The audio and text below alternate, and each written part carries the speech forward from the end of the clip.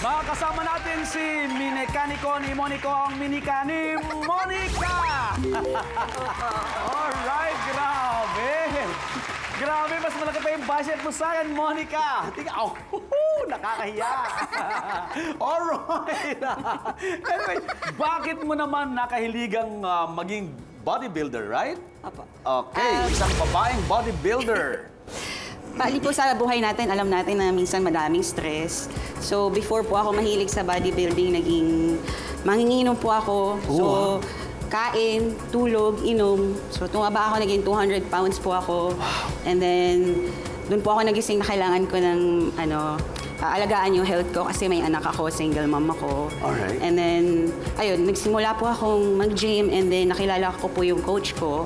And then, doon niya po sinabi na may malaki akong potential sa bodybuilding. And ngayon, this October, may sasalihan po ako second competition ko. So, hopefully, mag-champion na ako doon. Wow, okay.